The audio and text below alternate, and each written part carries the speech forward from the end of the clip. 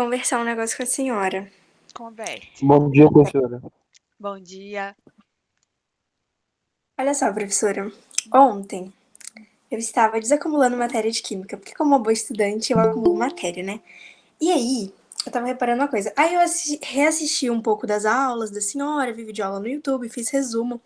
E aí eu reparei uma coisa, que eu tô entendendo a matéria, aí tipo, eu tô lá anotando, vendo aula, e tô entendendo tudo, assim, na teoria, bonitinho, tal, tal, tal, tal.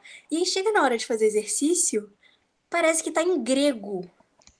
Tipo, eu volto lá na matéria, tá, eu tô entendendo, beleza, tal, tal, tal. E aí chega na hora dos exercícios, grego. Eu não entendo nada. Qual exercício que você está me dizendo? Vamos Olha, começar por aí. então, nos de ontem, eu tava fazendo. Cadê? Ai.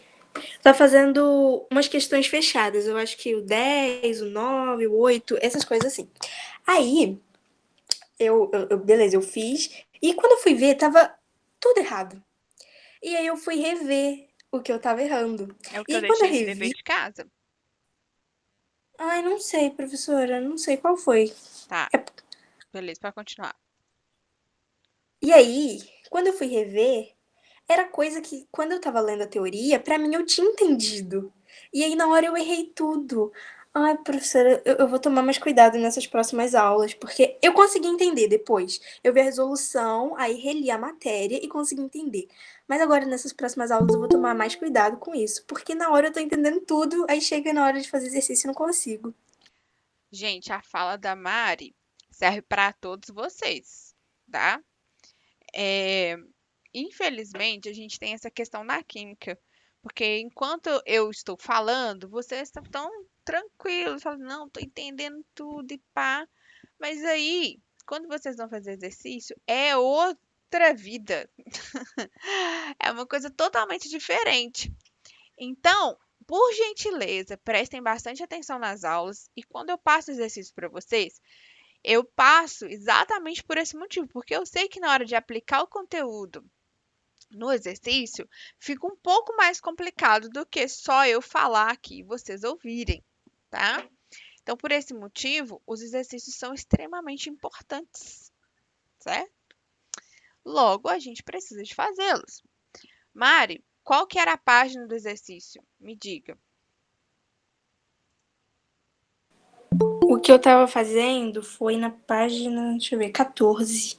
Eu não sei se a 14. senhora tinha passado caso, eu só sei que eu só tava fazendo mesmo porque eu tava desacumulando matéria. Você tá certa.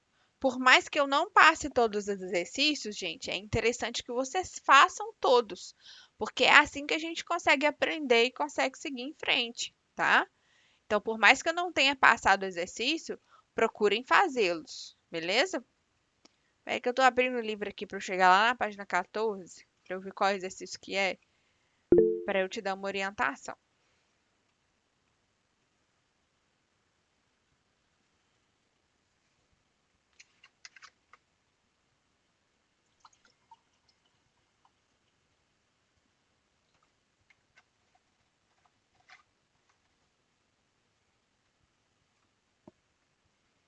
Hum,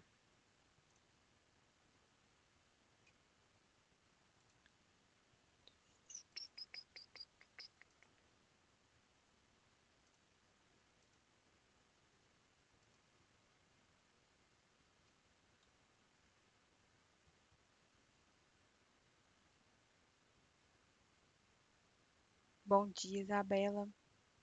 Ana, Professora, oi.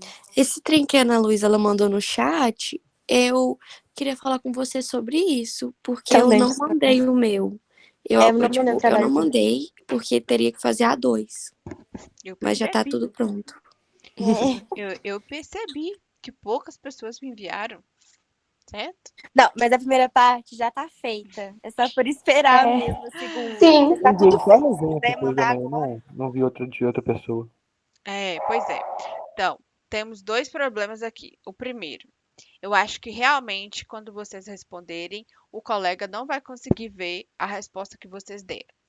Segundo, não tenho certeza disso, porque como só o Heitor respondeu, não tem como eu saber se vocês iriam ou não conseguir ver a resposta do colega, certo? Na última aula eu falei com vocês que essa atividade ela tinha que ser feita em 2 etapas mesmo. Não tinha como vocês fazerem ela é, de uma vez só, porque dependia dos outros colegas terem respondido, né? Mas eu já pude observar que não vai dar para vocês conseguirem enxergar o que o outro colega respondeu. Logo, nós vamos fazer o seguinte: eu preciso que vocês respondam pelo menos a um. Depois que vocês responderem a um, eu vou disponibilizar um documento para vocês com todas as respostas de todo mundo. E aí vocês voltam lá e respondem a dois. Depois de lerem de todo mundo, vocês escolhem um e respondem a dois. Pode ser assim? Pode ser, professora. Pode Mas ser. até, Beleza, eu vou professora. mandar até que dia? A A um, 2. o prazo era até hoje, certo? Então eu vou deixar lá aberto até o final do dia. Quando for no final do dia, eu vou fechar, vou compilar todas as respostas da um, vou mandar no Clipe Escola para vocês e aí eu abro de novo para vocês já fazerem a 2, tá? Quem já fez a um não precisa de fazer de novo, já está respondido lá. Vai precisar apenas de ler as respostas dos colegas para responder a 2. Vocês entenderam? Entendi. Sim. Entendi. Então, beleza, ok? Então, vamos fazer assim. Até o final do dia, eu preciso da resposta da um.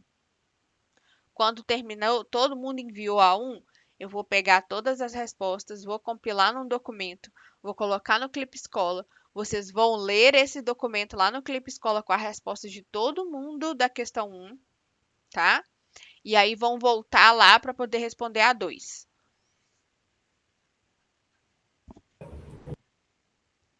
Ok? Ok. Ok. Então tá. Professora, eu falei uma coisa errada. Eu fiz essa página aí 14, sim. Mas a que eu tive mais dúvida mesmo foi na página 11, que era o exercício 5. Tá, peraí. Pessoal, alguém com dúvida também?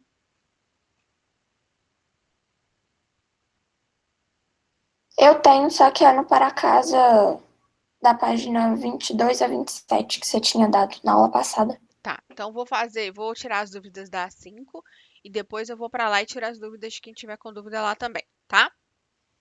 Professora também fica com dúvida na 10 da página 14. Peraí, deixa eu anotar aqui, porque senão eu vou me perder. Que eu não vou lembrar tudo de cor. Então é a 5, a 10 da 14.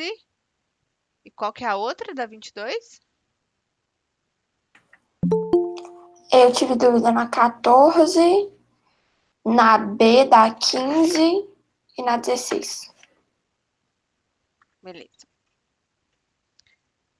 Peraí, deixa eu aceitar mais uma aqui.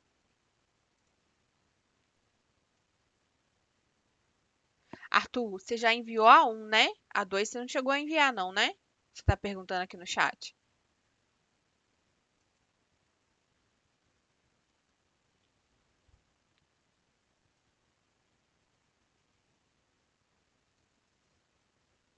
Então, aqui, ó, questão 5.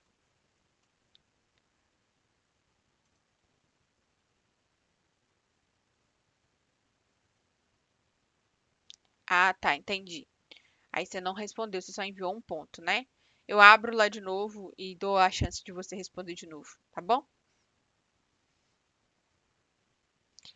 Quem só enviou a 1 vai responder a 2 depois, que eu vou deixar lá aberto para vocês editarem, tá?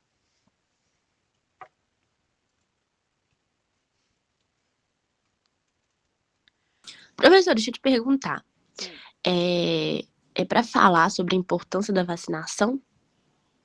É, de acordo com o que Na vocês. minha opinião.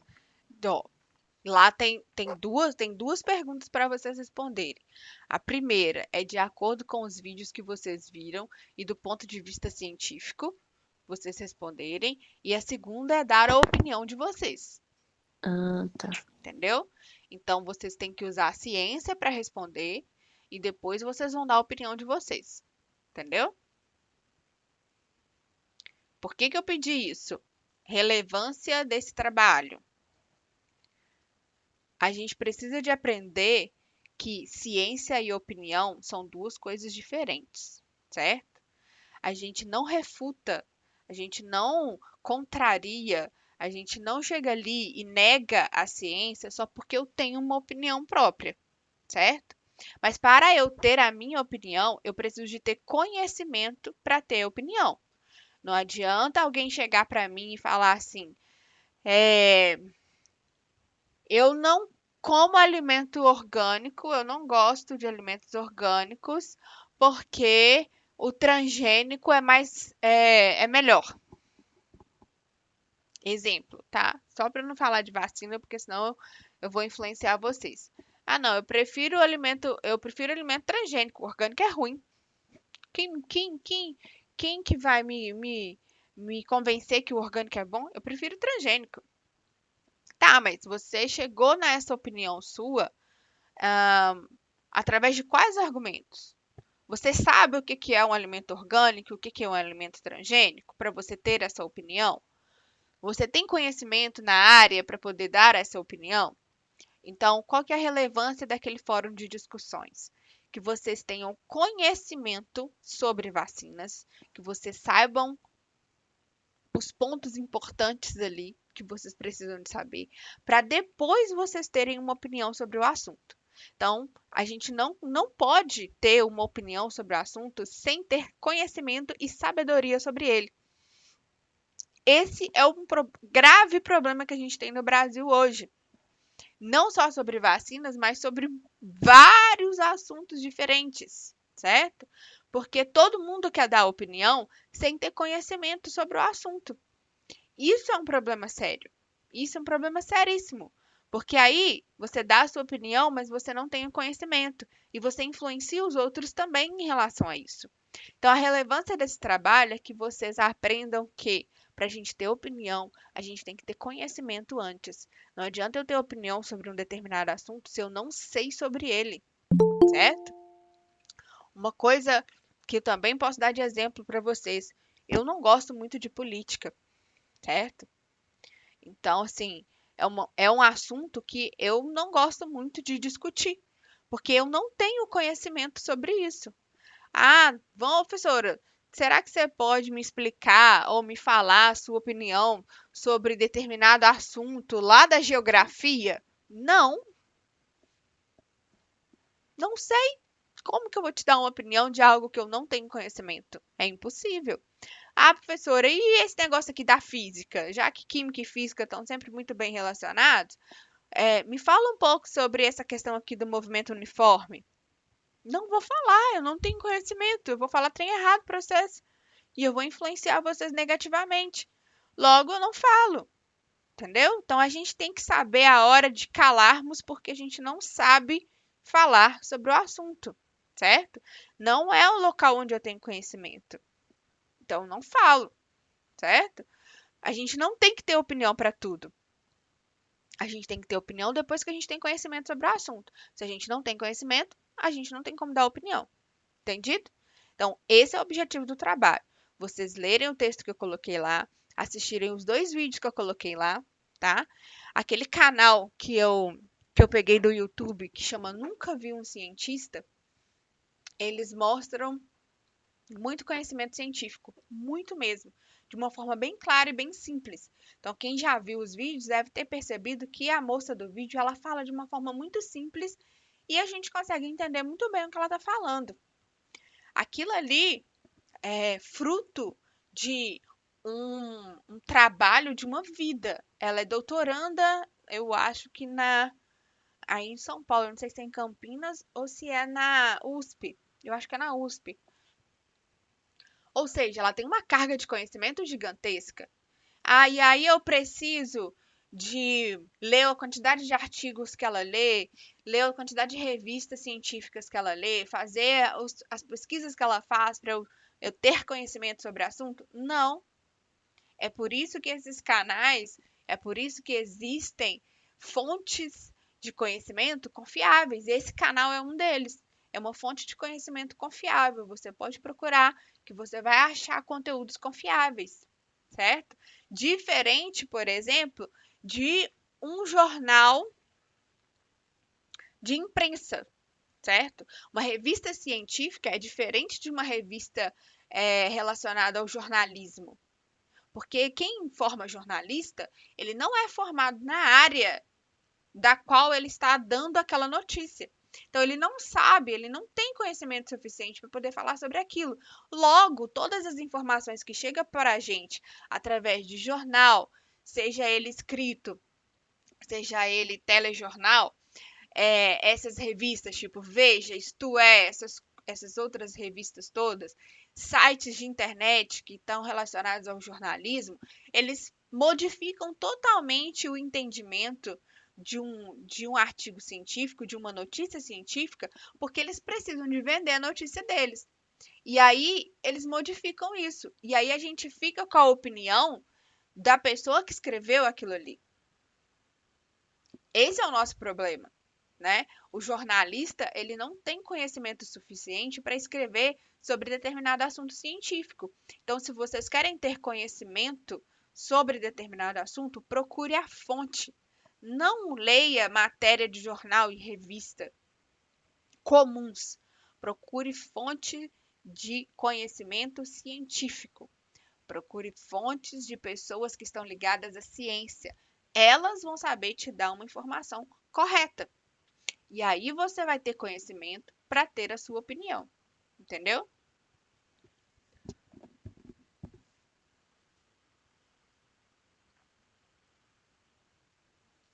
Logo, a pergunta lá da 1 que vocês têm que responder é falar da relevância, da importância da vacinação infantil de acordo com os trabalhos científicos e de acordo com o texto que eu coloquei para vocês e os vídeos que estão relacionados ao conhecimento científico. Depois que vocês souberem disso, depois que vocês tiverem consciência científica do assunto, vocês vão dar a opinião de vocês. Entendido? Depois vocês me contam se mudaram de opinião ou se continuam com a mesma opinião de antes do vídeo. Belezinha?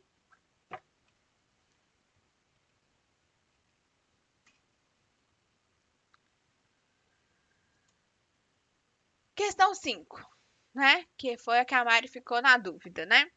2 estudantes de química realizaram experimentos com ampolas de Crookes, utilizando 2 gases diferentes. Dentre as opções a seguir, marque a observação experimental que seria diferente entre os 2 estudantes.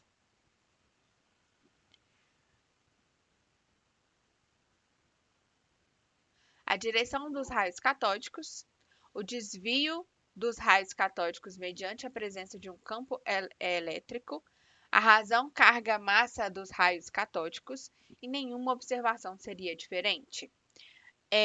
Mari, qual foi a sua dúvida e qual a conclusão que você chegou?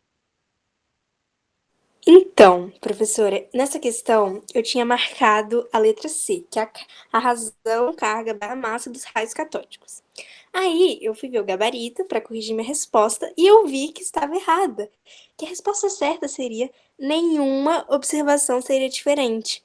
Só que aí eu não entendi nada. Por que se fala que são 2 gases diferentes? Por que nada vai ser diferente? Se são 2 gases completamente diferentes, aí como é que nada vai ser diferente?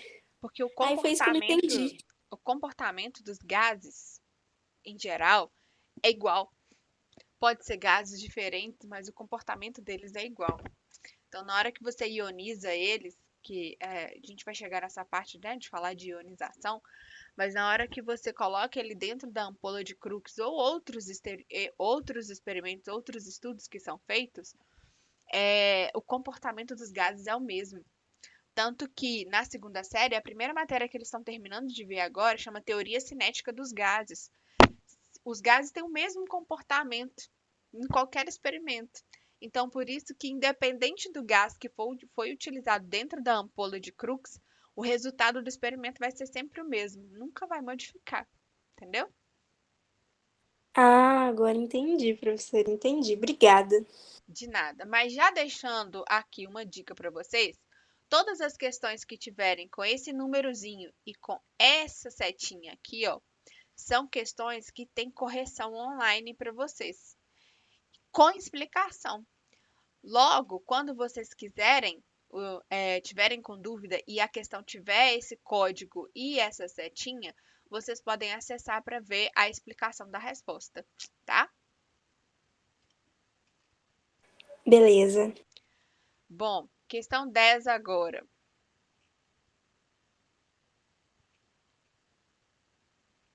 A figura a seguir mostra o espalhamento da partícula alfa ao passar perto de um núcleo atômico. Sobre a ilustração anterior, todas as alternativas estão corretas, exceto. Então, tem aqui a partícula alfa de carga elétrica positiva e um núcleo atômico aqui, que também é de carga elétrica positiva. Logo, essa partícula, quando chega próximo ao núcleo, ela sofre repulsão e muda a trajetória dela, tá? A partícula alfa e o núcleo atômico são constituídos da mesma carga elétrica? Sim, carga elétrica positiva. B. Constitui experimento que evidenciou a existência do núcleo? Sim, porque antes disso, Thomson não falava sobre a existência do núcleo. C. Representa o esperado por Rutherford quando partículas alfa incidissem no átomo proposto por Thomson? Não representa. Não era isso aqui que ele esperava do resultado do experimento dele. Ele esperava outra coisa, certo? Então, não representa o que era esperado por Rutherford. Letra D. Evidenciou que praticamente toda a massa do átomo se concentra no núcleo? Correto, certo? Quase toda a massa do átomo permanece no núcleo. Isso faz com que tenha muito espaço vazio, por isso que ela sofreu aqui um desvio ao passar perto, porque tinha muito espaço vazio para ela sofrer esse desvio, tá? Então, a resposta errada aqui, ó, é a letra C, porque Rutherford não encontrou o que ele esperava para o experimento. Ele achava que ia ser de um jeito e acabou sendo de outro. Quem me perguntou a 10? Foi eu, Tirei sua Alice. dúvida? Tirou, professora. Obrigada. Ok. Então, próxima 14.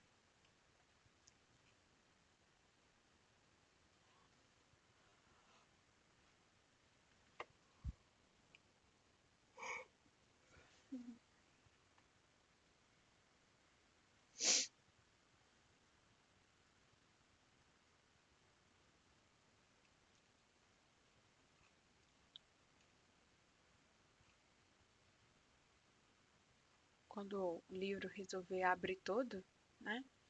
A gente continua. É a 14 da página 22? Desculpa. Não tem 14 aqui, não. Aqui só tem até a 13. É porque você colocou da 22 a 27. Ah, tá. Então tá, peraí que nós estamos chegando lá.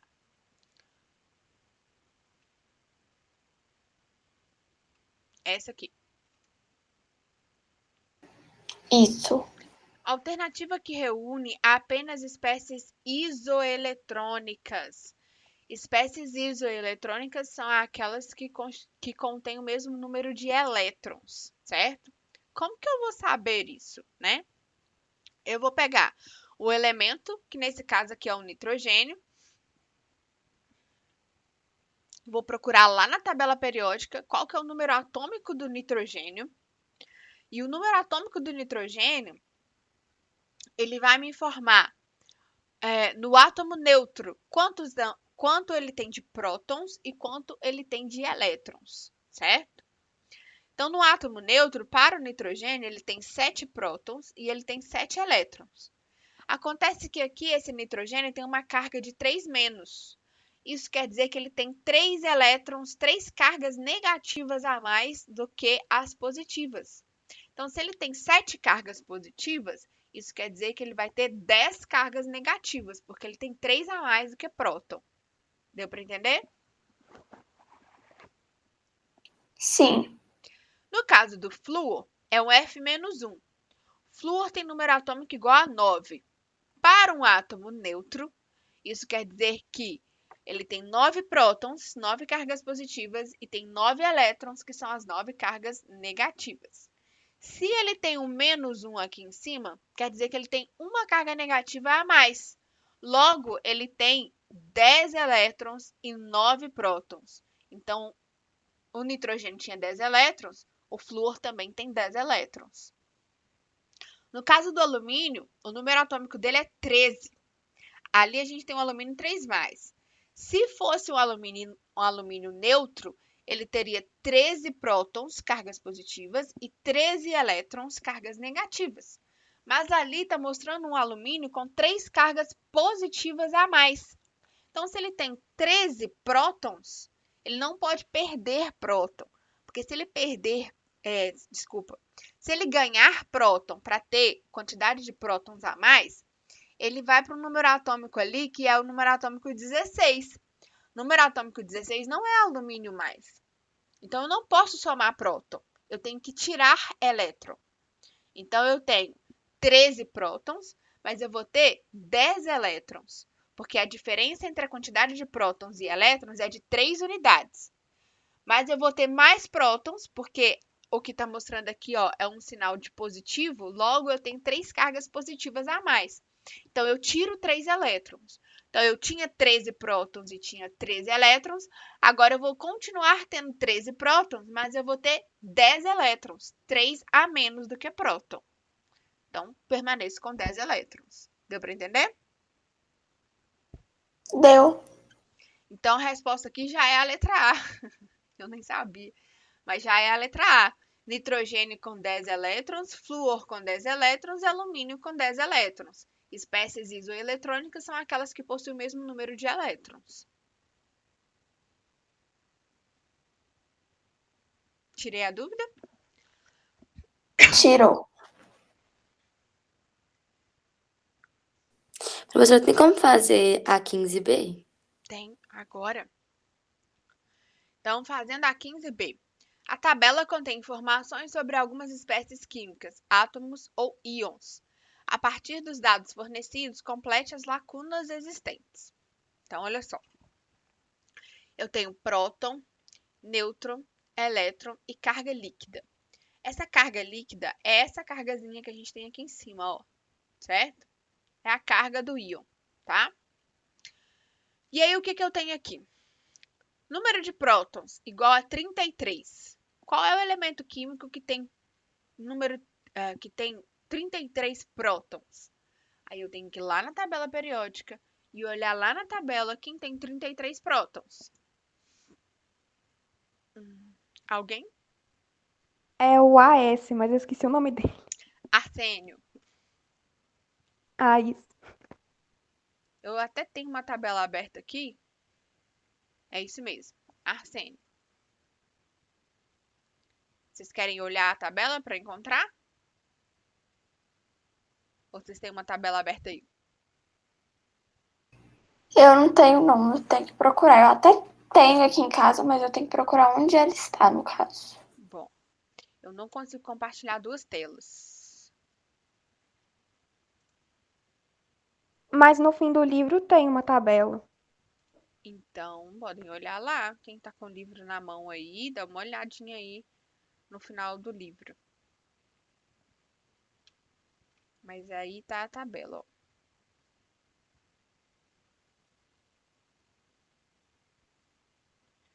Então, número atômico igual a 33, eu tenho o arsênio, certo?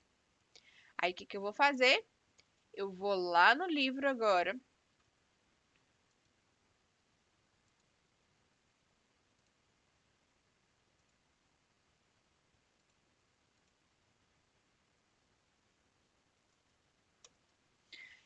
E vou responder aqui em cima no quadrinho vazio que isso aqui é um arsênio. AS. Peraí.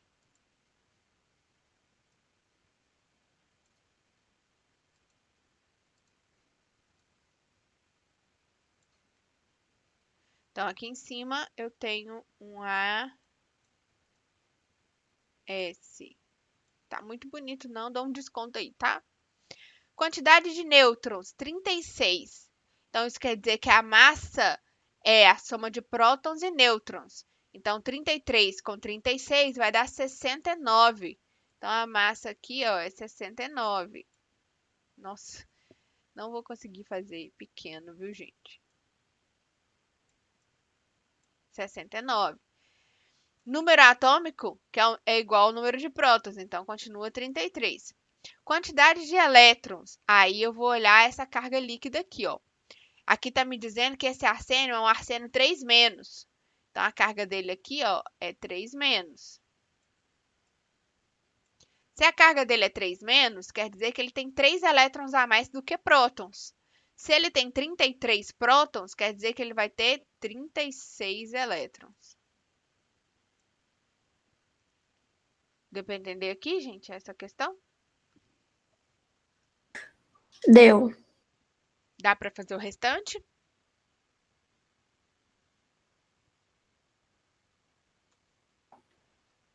Acho que sim. Então, vou dar um tempinho aí para quem não conseguiu fazer essa letra B aqui, tentar fazer o restante. Mas aí aqui eu já falo, ó, aqui é um estrôncio. Não tenho nada do estrôncio. Vou ter que ir lá na tabela, procurar o número de prótons. Procurar, aí sabendo o número de prótons, eu encontro nêutrons. Sabendo a carga, eu encontro os elétrons. E aí eu já tenho a carga líquida aqui, que é 2+. Entendeu? Então tem que consultar a tabela periódica. Sem tabela periódica não rola, não. Vou dar aí uns 5 minutinhos para vocês tentarem fazer e depois eu respondo isso aqui tudo para vocês, tá?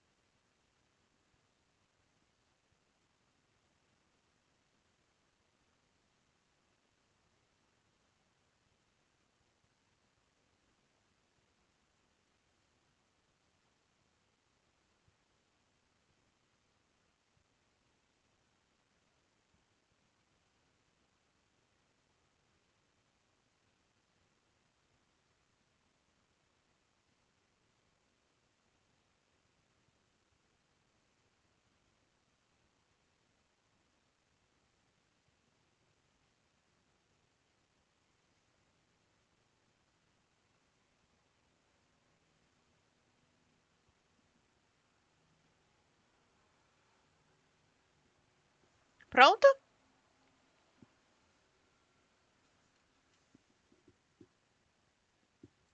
Posso fazer?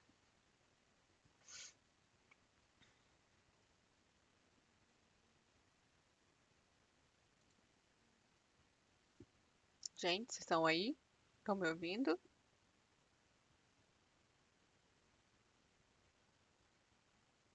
Alô? Som? Dá um oi. Oi, professora. Ufa, achei que eu tinha caído, uai. Ninguém falou nada. Posso fazer? Ou tem alguém fazendo ainda?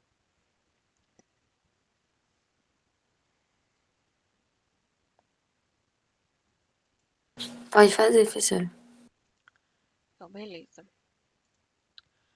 Estrôncio tem número atômico igual a 38. Então, aqui já é 38. Quantidade de nêutrons vai ser a massa menos o número de prótons. Essa massa aqui é 88. 88 menos 38 vai dar 50. Então, são 50 nêutrons.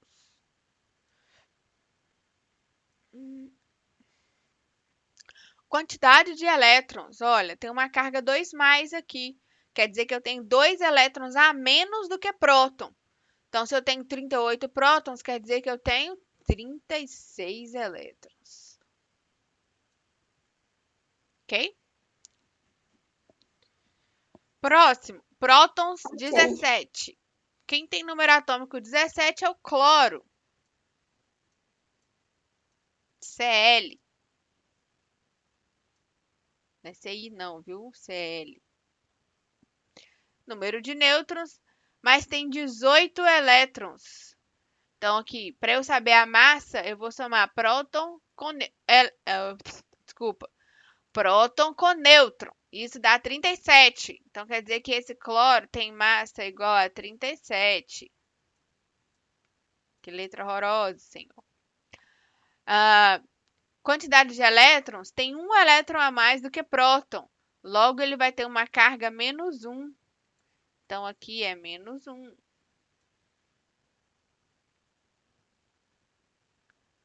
O próximo é um pouquinho mais complicado. Aqui eu não sei nem o símbolo e nem a quantidade de prótons, mas eu sei a quantidade de elétrons. Tem 18 elétrons, mas tem uma carga de 2 menos. Isso quer dizer que tem 2 elétrons a mais do que próton.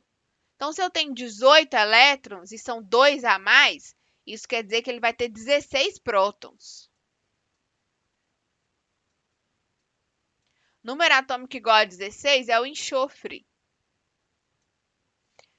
Eu já sei que ele tem uma carga 2 menos, porque está aqui embaixo. E ele tem 18 elétrons, 2 a mais do que próton. E a massa vai ser 16 prótons com 16 nêutrons igual a 32. Vou colocar aqui em cima, tá?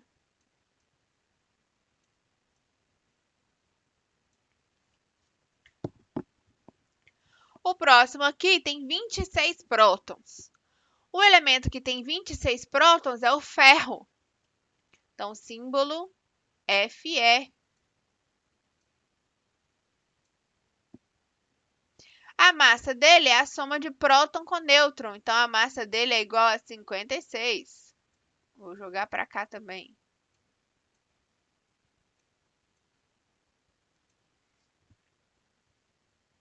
Quantidade de elétrons. Olha só, a carga dele é 0. Se a carga dele é 0, quer dizer que ele é neutro. Se ele é neutro, a quantidade de prótons é igual à quantidade de elétrons. Então, ele tem 26 elétrons. E agora eu preciso saber tudo do potássio, que é o K. O número atômico do potássio é 19.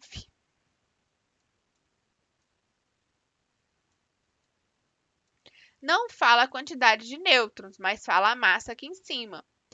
Quantidade de nêutrons é a massa menos os prótons. Logo, vai dar 20. Quantidade de elétrons depende da carga. A carga líquida aqui, ó, é mais 1. Isso quer dizer que tem um elétron a menos do que próton. Se tem 19 prótons, vai ter 18 elétrons.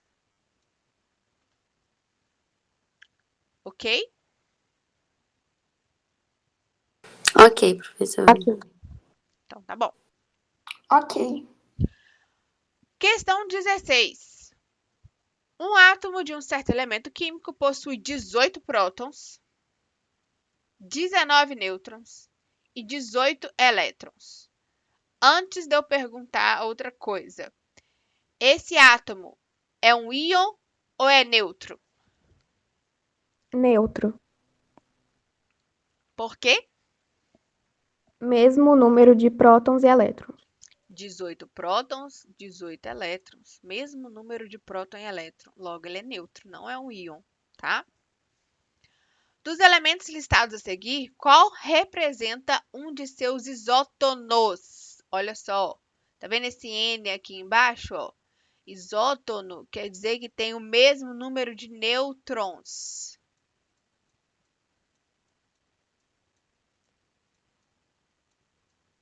Sabe o que isso quer dizer? Que eu vou ter que calcular o número de nêutrons de cada um desses aqui para eu saber qual que é o isótono desse átomo que está falando aqui, na 16. Então, eu vou fazer assim, ó. Potássio, 40 menos 19. Lembra que a quantidade de nêutrons ela é calculada por quantidade de nêutrons é igual ao número de massa, que eu represento pela letra A, menos o número atômico, que eu represento pela letra Z. Então, 40 menos 19, 21. 42 menos 20 vai dar 22. 40 menos 21 vai dar 19. 40 menos 20, 20. E 42 menos 22, 20. O que tem o mesmo número de nêutrons, então, é o escândio, que é o SC, letra C. 19 nêutrons para ele, 19 nêutrons para o carinha aqui do exercício. Dúvidas ainda? Não. Tranquilinho? Sim. Então tá bom. Já são 9h28, vou encerrar a aula aqui antes de eu começar a falar do próximo tema com vocês, tá? Aí vocês podem ir para o intervalo e a gente volta no quinto horário. Beleza? Beleza. Beleza. Tchau, Beleza, professora. professora. Beijo. Tchau. Obrigada. Professora. Até daqui a pouco. Que bom. Vocês estão tendo aula, prova, algum trabalho, alguma coisa? Não. A galera tá meio atrasada hoje. É. Apareceu ninguém aqui ainda. Só sei.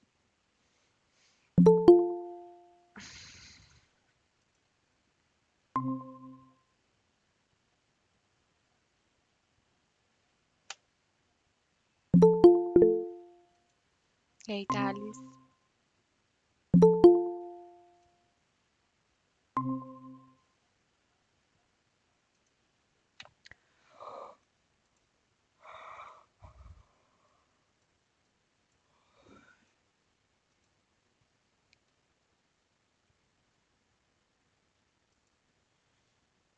Bom dia de novo. Bom dia, professora.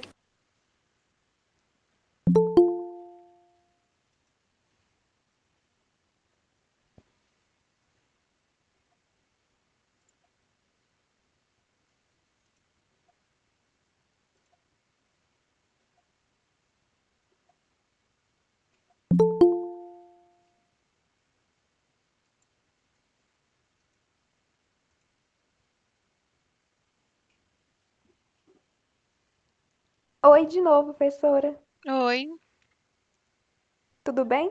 tudo? E você? Também.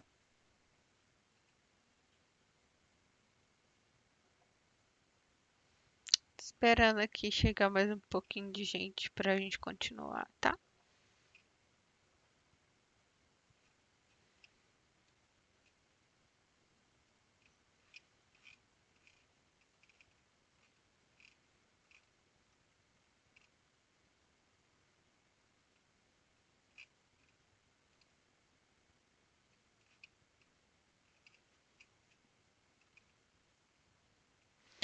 Esse capítulo tá faltando só um pedacinho pra gente terminar.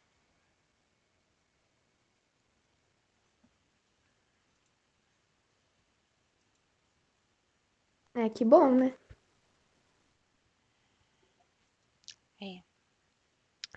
Só que aí nós vamos ter que iniciar outro.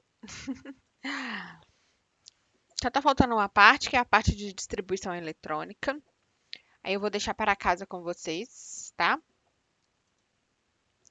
E aí nós vamos iniciar a frente B do livro. Se vocês tiverem percebido, o livro de vocês ele é dividido em frente A e frente B.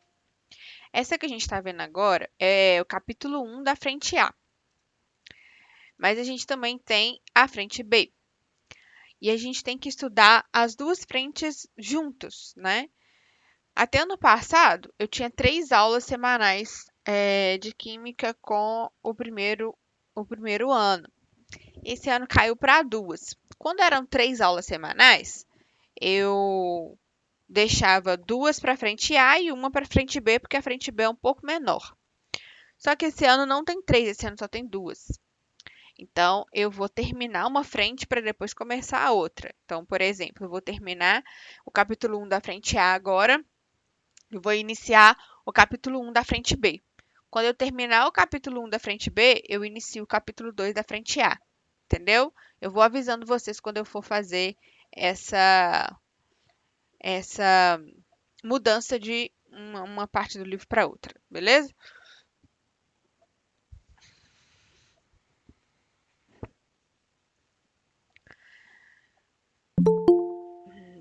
Então, voltando aqui ao livro, falando sobre distribuição eletrônica. Primeira coisa, a gente aprendeu agora nessas últimas aulas que, segundo Bohr, o átomo tem duas regiões, que é a região do núcleo e a região da eletrosfera. Na região do núcleo, onde nós vamos encontrar as partículas sem carga, que são os nêutrons, e as partículas positivas, que são os prótons. E na eletrosfera, onde nós vamos encontrar os elétrons, certo? Além de a gente encontrar na eletrosfera esses elétrons, eles estão distribuídos em níveis de energia, que nós chamamos de número quântico principal, que é o número da órbita onde ele está ocupando. Então, se eu tenho elétron na primeira órbita, ele está no n igual a 1, que seria o número quântico principal igual a 1, tá? Se está na terceira órbita, no terceiro nível de energia, ele está no n igual a 3. Então, o número quântico principal igual a 3, certo? Mas aí vem a pergunta, né? Como que a gente faz para poder distribuir esses elétrons ao redor do núcleo, na eletrosfera? Se cada camada, cada nível de energia, que é a mesma coisa, tá? Tem uma quantidade de energia diferente da outra. Como que a gente faz para poder fazer essa distribuição, né? Então, ocorre da seguinte forma. Eu tenho os níveis, que são os números quânticos primários, e eu tenho a camada, aqui equivale cada um. Então, nível 1 equivale à camada K, nível 2 a L, nível 3 a M, 4N, 5O, 6P, 7Q. E para cada camada, eu tenho uma quantidade máxima de elétrons que eu consigo colocar lá dentro. Veja bem, quantidade máxima e não quantidade mínima. Eu não posso ultrapassar aquele valor, mas eu posso colocar menos do que aquele valor, certo? Então, se eu tenho aí a camada K, que comporta 2 elétrons, se eu quiser colocar 1 lá, eu posso. Mas se eu quiser colocar 3, eu não posso, porque eu já estou excedendo o número máximo de elétrons, certo?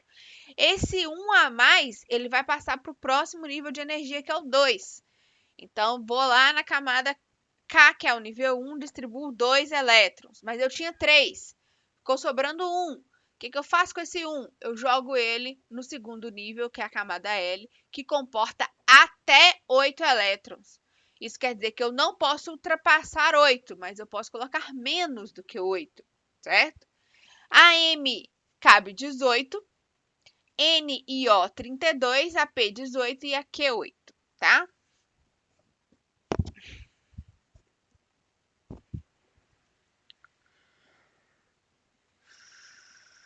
Bom, quais são as regras para a gente distribuir esses elétrons, né? Primeiro, caso o número de elétrons seja menor do que 10, a gente vai preencher só a K e a L. Então, vai ser 2 na K, 8 na L, fechou os 10. 2 mais 8, 10, fechei. Acabou. A penúltima camada a ser preenchida por elétrons nunca pode exceder 18 elétrons. Ou seja, a gente nunca pode preencher até os 18, tá? A última camada, então olha só, a camada anterior, a penúltima, não pode ultrapassar 18 e a última não pode ultrapassar 8. Ou seja, a última camada ela tem que ficar só com 8. Por mais que ela caiba 18 ou 32, eu termino ela sempre com 8. Se tiver mais do que 8 para distribuir, eu passo para a próxima camada, tá?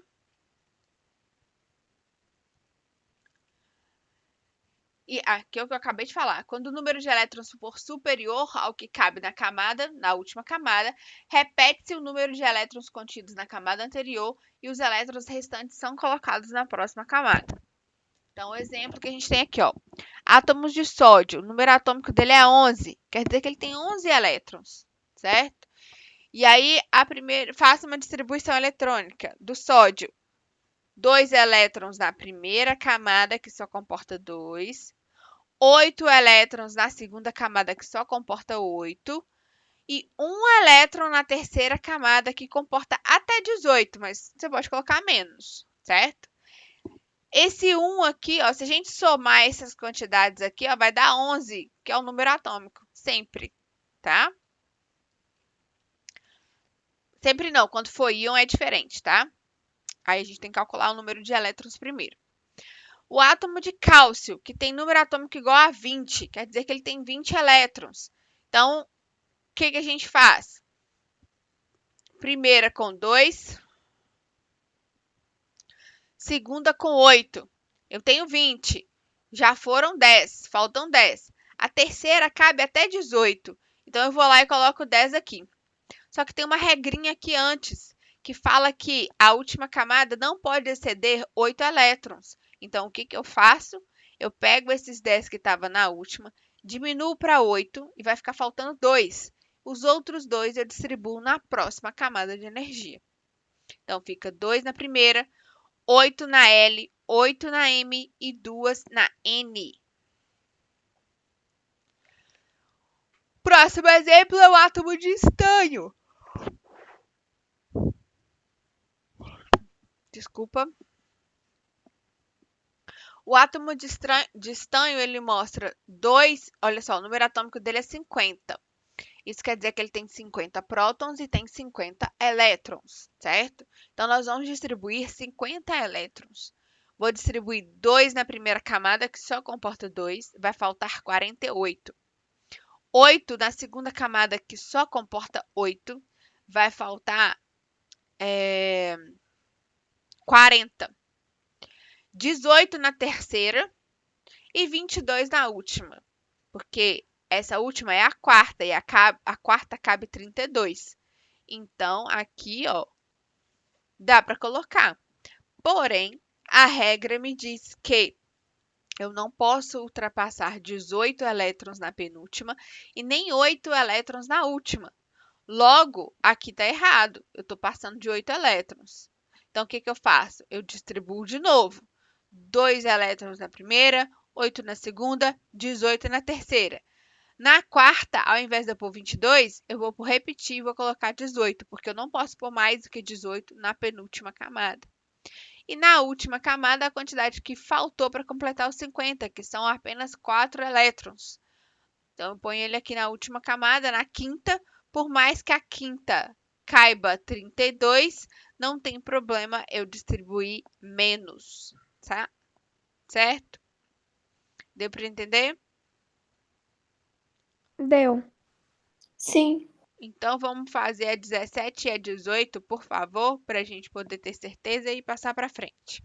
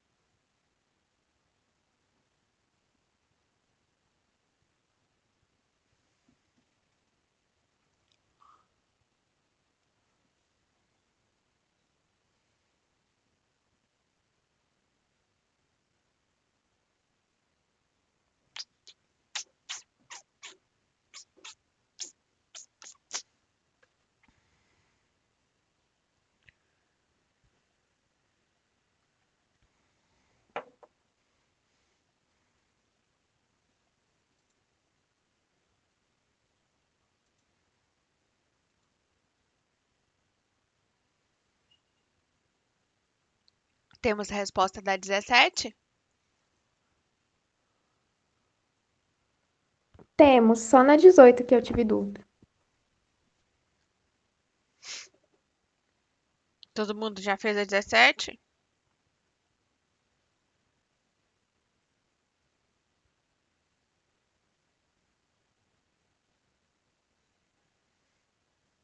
Qual resposta vocês acharam?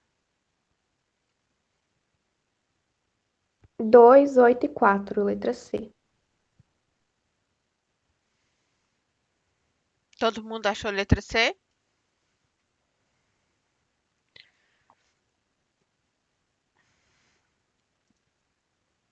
Primeiro, conferindo o silício, ele tem 14, número atômico igual a 14.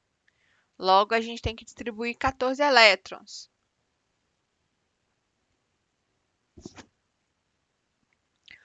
2 com 8, 10, com 4, 14. Enchi a primeira, enchi a segunda, a terceira não encheu por completo, não tem problema. Resposta aqui, letra C.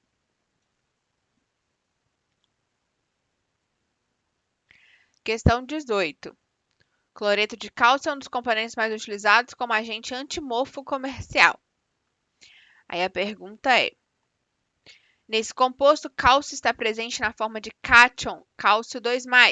Complete a tabela, seguir com o número de elétrons em cada camada do íon. Então, agora nós estamos falando de um íon.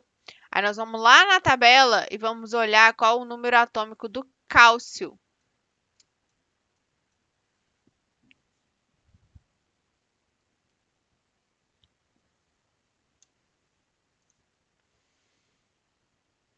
Que é 20.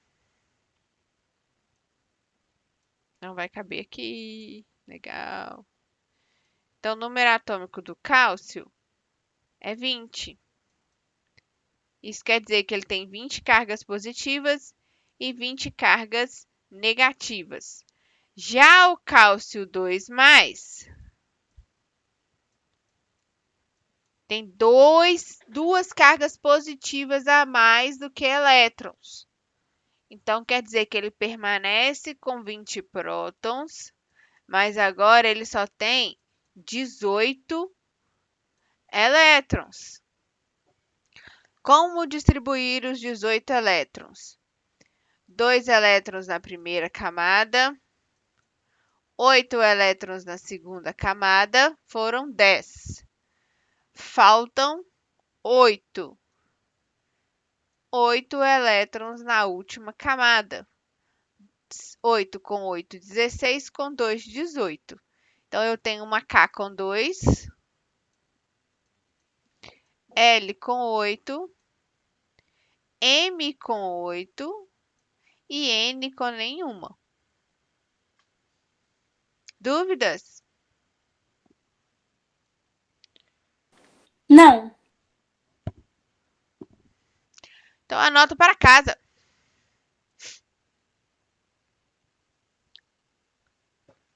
Fecha comigo da página 29 e 30 e exercícios propostos.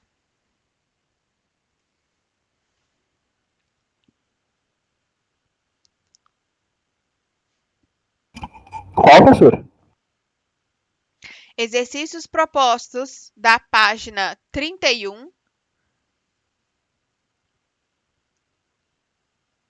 para frente, que acho que tem mais. 31, 32, 33, 34, 35, 36. É um monte de exercício, tá? Então, eu deixo para vocês irem fazendo à medida que vocês acharem necessidade, certo? E tirando as dúvidas comigo que vocês tiverem. E o fecha comigo, que está na página 29 e 30.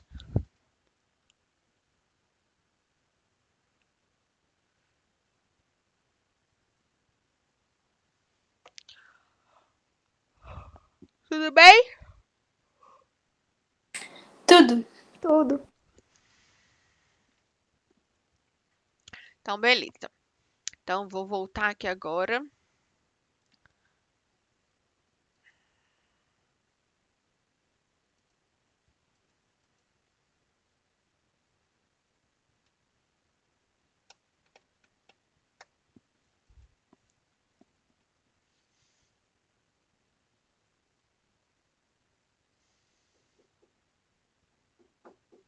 Olha, vocês estão vendo aqui, ó, frente A, capítulo 1. Frente A, capítulo 2, capítulo 3, capítulo 4, 5, 6. Aí a gente tem frente B, capítulo 1. Nós vamos começar a frente B agora, tá?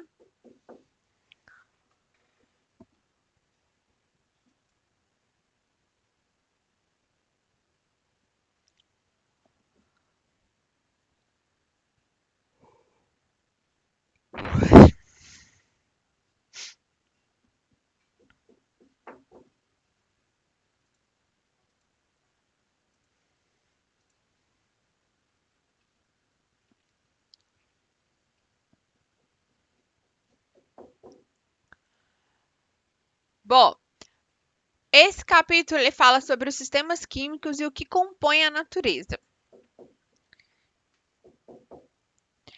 Química, física e biologia são as 3 matérias que vão ajudar vocês a entenderem esses fenômenos que ocorrem na natureza e o que acontece, né? O que compõe a natureza.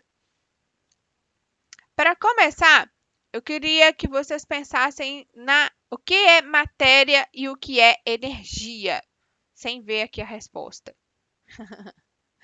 O que é matéria e o que é energia para vocês? Matéria é tudo que é formado por átomos e ocupa espaço. Hum, E energia eu não sei. Nada de energia? Energia É. Energia. Não sei, não sei. Eu também não consigo explicar energia. Energia Sei lá, é. tipo, energia dá alguma coisa pra que alguma coisa faça alguma coisa. Hum, Eu não sei se. Tipo assim. Sabe? Não. energia é matéria? Vocês acham que energia Não. tem massa e volume? Não, acho que a energia não tem nem massa nem Não. volume. Não tem. Nem Não. massa, nem volume. Exatamente. Certo? Logo, energia é diferente de massa, é diferente de matéria, né? Matéria, como já foi dito, é tudo aquilo que ocupa volume, tem massa e ocupa volume no espaço, né? Agora, energia não. Energia é uma coisa bem diferente, porque ela não é matéria, ela não tem massa, ela não ocupa espaço, certo? Mas ela é caracterizada como algo que é capaz de alterar de alguma forma a matéria. Então, eu consigo alterar algumas características da matéria utilizando energia. Por exemplo, Isso. é, a energia luminosa, né, que é a luz, que a gente já estudou sobre isso, né? A presença ou não da luz, ela determina a cor da matéria, certo? A energia sonora, que seria o som, né, determina ali o que eu estou ouvindo, né? O que eu quero ouvir. Então, faz uma deformação ali na matéria. A energia cinética, que é a energia dos ventos, energia elétrica, energia magnética, gravitacional e tudo que vai por aí, né? Nenhuma delas ocupa volume ou tem massa, certo? Logo, matéria e energia são coisas assim totalmente diferentes entre si, tá? Apesar de ser duas classes importantes para a gente poder entender a natureza, são totalmente diferentes entre si, tá? Vocês estão ouvindo um barulho aí, um toque-toque? Não. Tá ouvindo, não? É porque o apartamento de cima tá parecendo que tá batendo alguma coisa bem em cima aqui da onde eu estou. E aí, de vez em quando, eu tô dando umas pausas porque tá me atrapalhando, tira minha concentração. Se vocês não estiverem ouvindo, tá bom.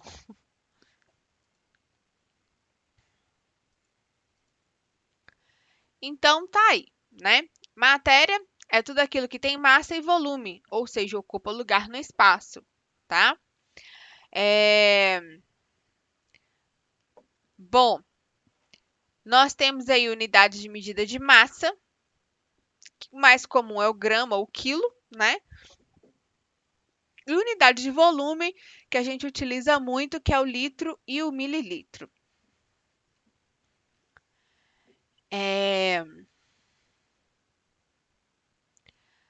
Agora, uma pergunta importante.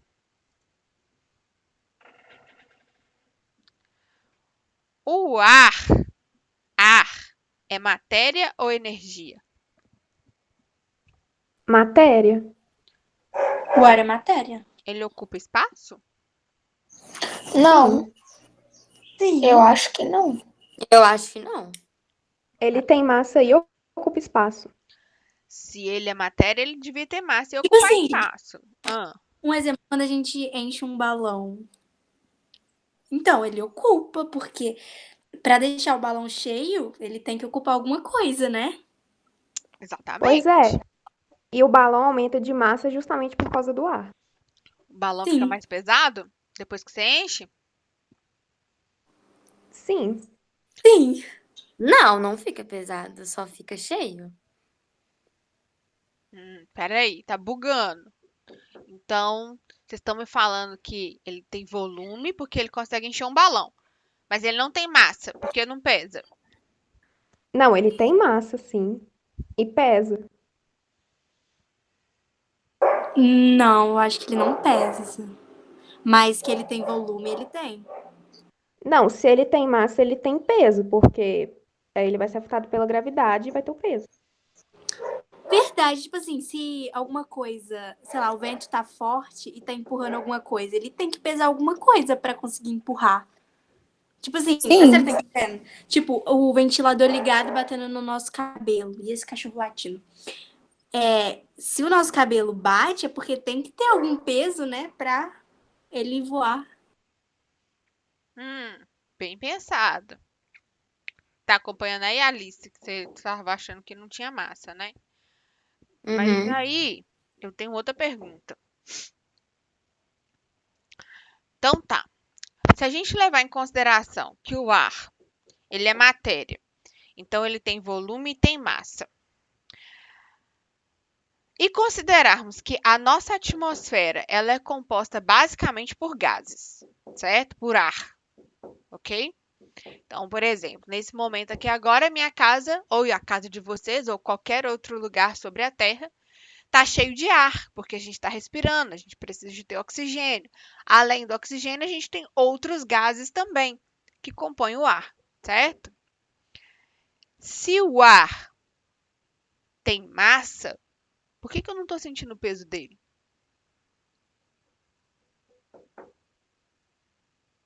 Não sei, tem alguma coisa a ver com a gravidade, sei lá, não sei. E aí? O que vocês acham? Porque ar é gasoso, então você, sei lá, não sente peso de gás? Será que a gente não sente o peso do gás? Porque pensa comigo, se você vai fazer um mergulho, seja na piscina ou seja em qualquer outro lugar, mar, lagoa, o que for, você sente o peso da coluna de água acima de você, não sente? À medida que você vai mais fundo, Sim, você sente um peso da água em cima de você, certo? Tanto sim, que vocês já devem ter reparado em alguns filmes que um submarino, quando ele perde o ar dentro dele e ele está muito fundo, ele começa a amassar, porque o peso da água é muito grande. Então amassa o submarino. Beleza? Então, a água a gente já sabe que se você está mergulhando, você vai sofrer uma pressão de água ali em cima de você. A coluna d'água pesa. Mas e o ar? Ah, não tem aquele negócio de pressão? O ar tem pressão, então isso seria o peso dele? Não sei. O que vocês acham? Alice, Mariana, Letícia, Thales, Heitor, Ana Luísa. E aí, Será por causa da pressão atmosférica? Isabelas? Pressão atmosférica tem a ver com isso?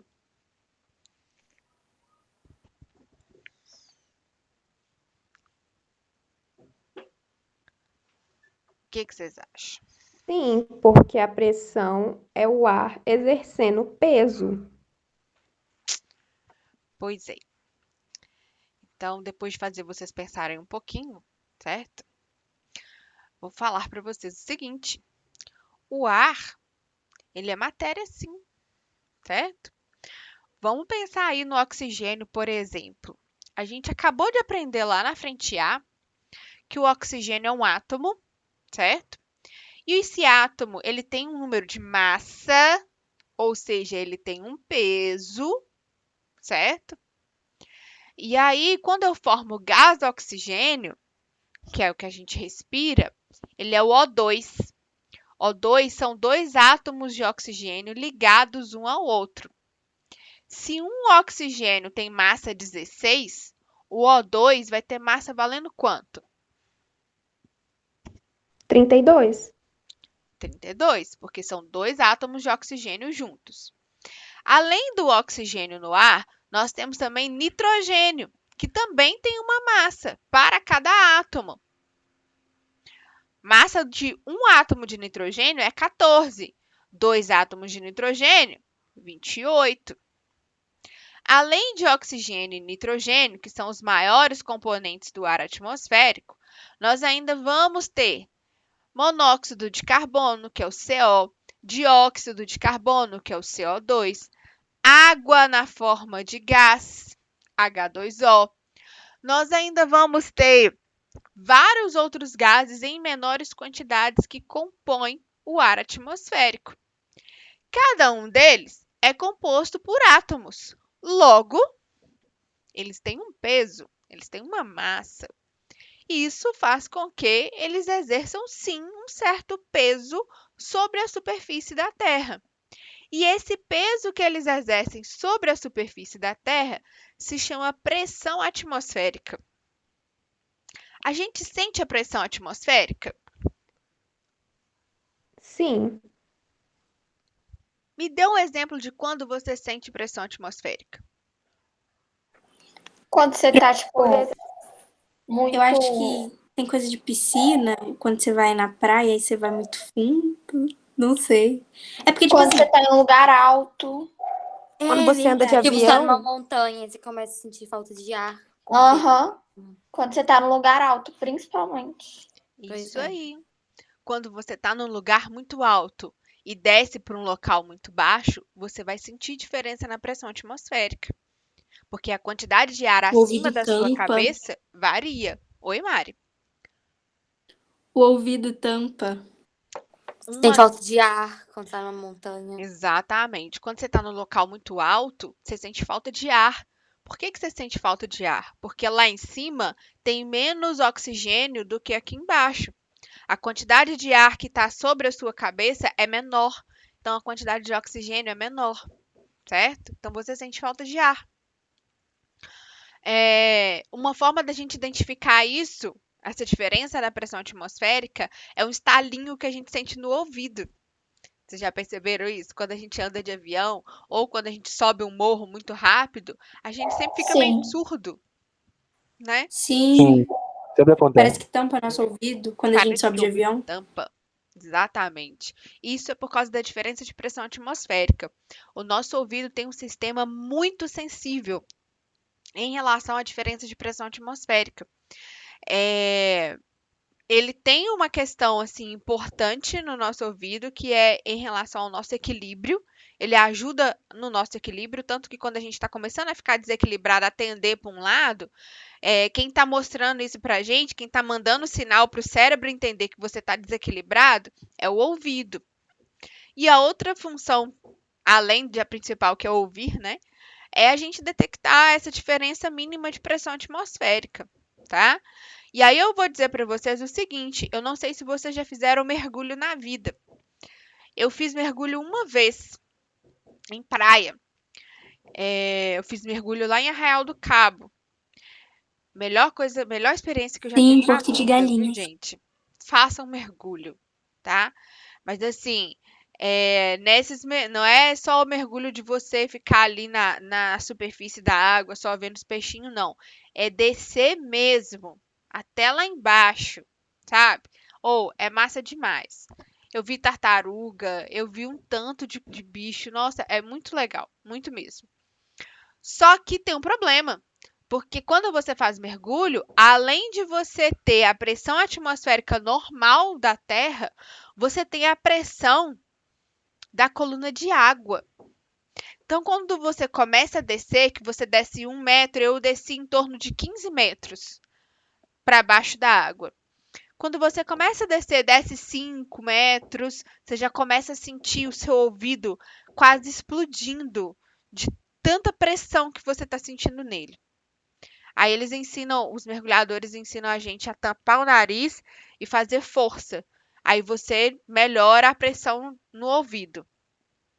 Mas isso é o Quando eu tô tempo no carro, eu todo. faço isso de pressionar o nariz também. Exatamente, ajuda bastante. E aí eu fui descendo, quando chegou a 15 metros de profundidade, nossa, assim, eu custei a acostumar. Eu pedi para subir várias vezes, e você não pode subir muito rápido, porque se você sobe muito rápido, a diferença de pressão é muito brusca. Isso faz entrar ar na sua corrente sanguínea. E aí, porque na hora que você está lá embaixo, o seu corpo está comprimido. Tá bem, bem, bem comprimido. À medida que você vai subindo, ele vai voltando ao tamanho normal dele.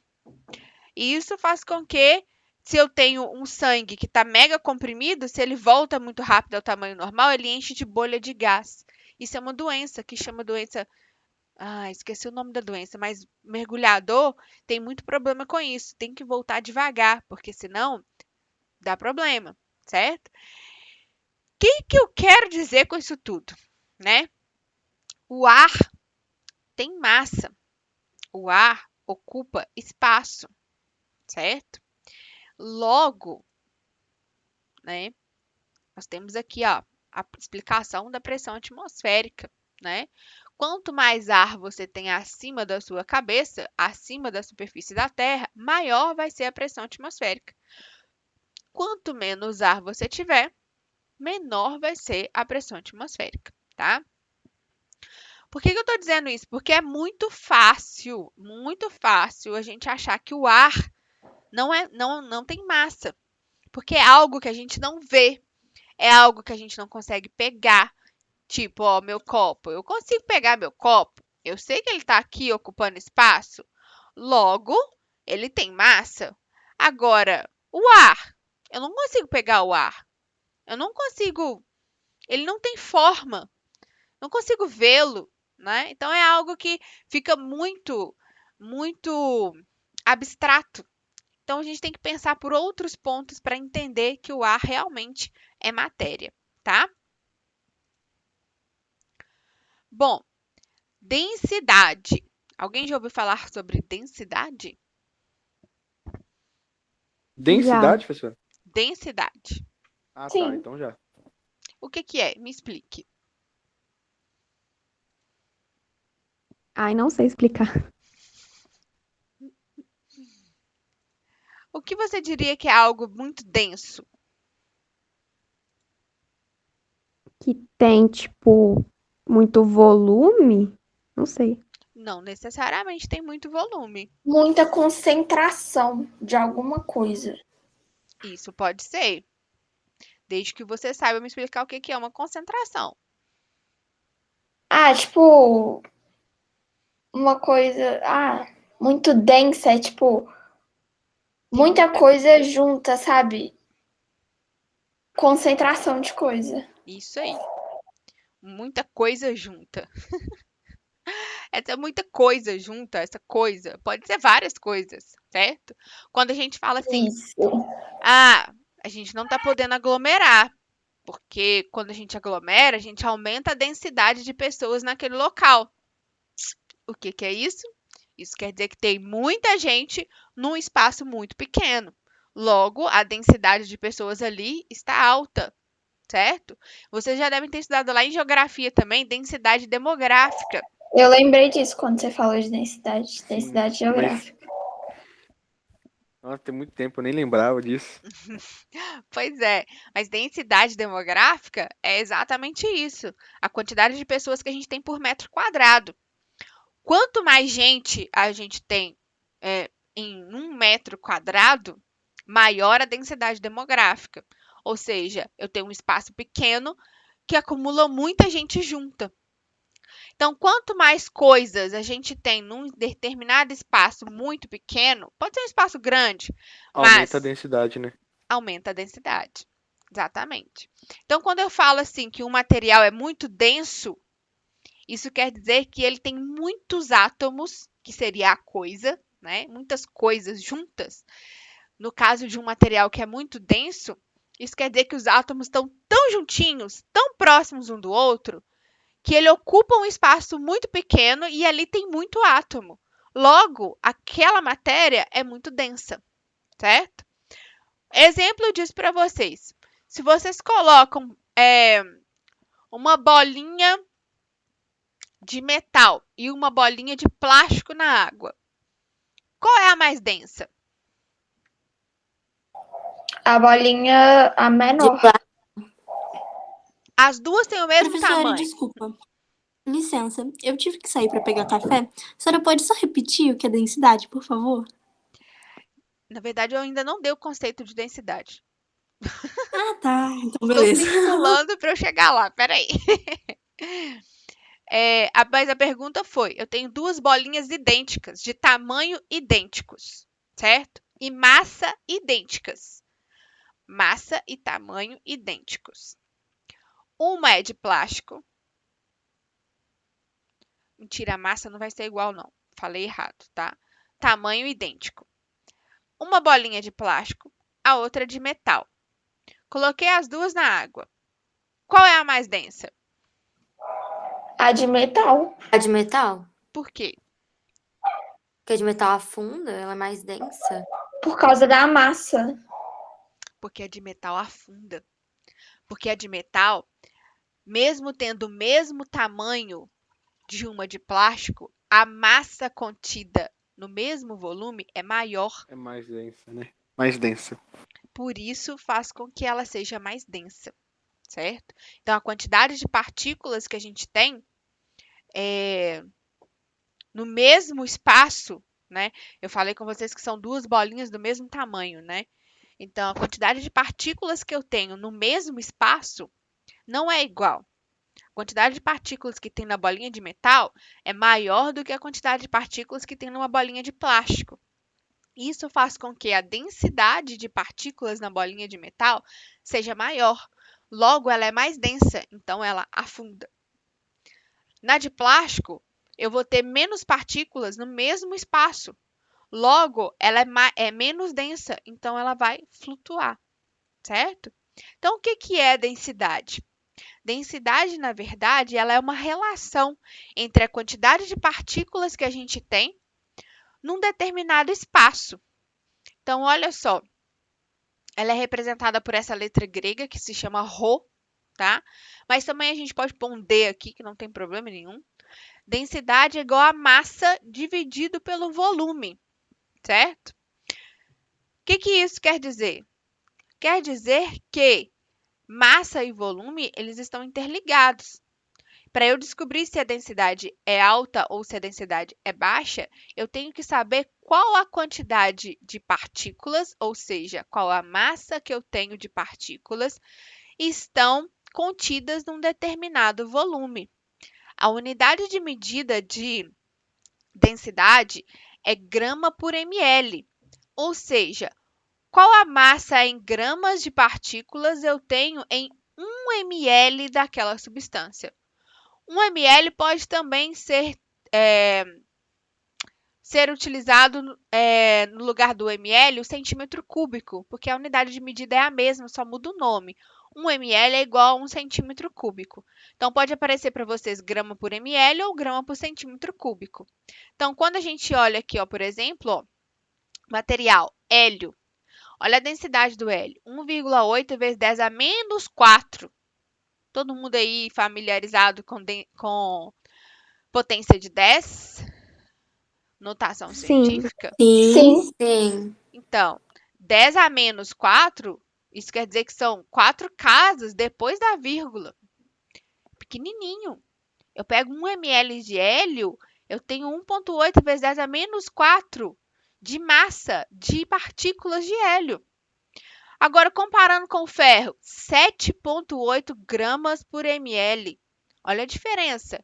Isso quer dizer que no ferro eu tenho uma quantidade de partículas juntas e aglomeradas muito maior do que no hélio. Por isso, ele é mais denso. Então, se eu estiver comparando um com o outro, o ferro sempre vai ser mais denso, porque ele tem maior número de partículas no mesmo espaço, que seria 1 ml, certo? Logo pesa mais. Deu para entender? Deu. Sim. Deu sim, professor. Beleza, ótimo.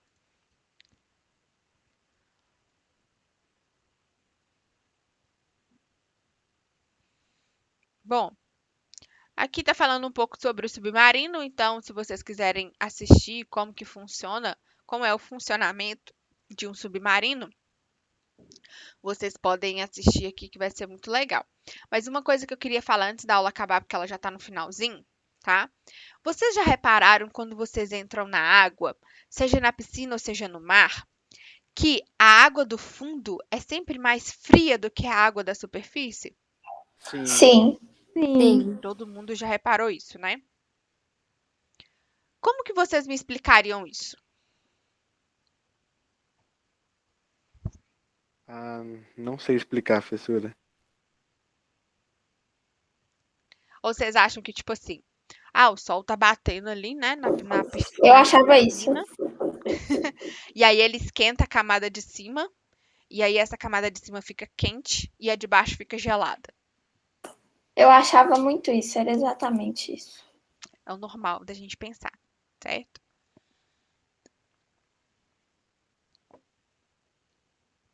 Mas eu vou falar pra vocês o seguinte: a água fria, ela é mais densa do que a água quente.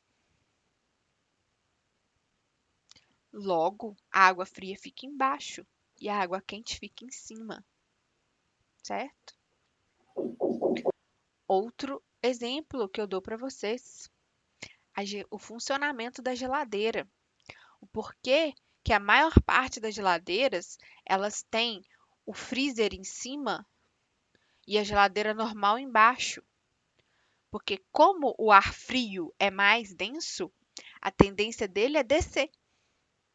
Logo, gasta-se menos energia para refrigerar a geladeira, porque o ar frio do congelador desce, porque ele é mais denso, enquanto o ar quente sobe para ser resfriado no congelador. Por que que é melhor a gente ter um ar-condicionado colocado próximo do teto e não embaixo no chão? Porque o ar frio é mais denso, logo ele tende a descer. A hora que ele desce, o ar quente sobe. E aí você gasta menos energia para resfriar o ambiente, certo? Por que que eu tô falando isso, né? Por que que eu tô falando isso?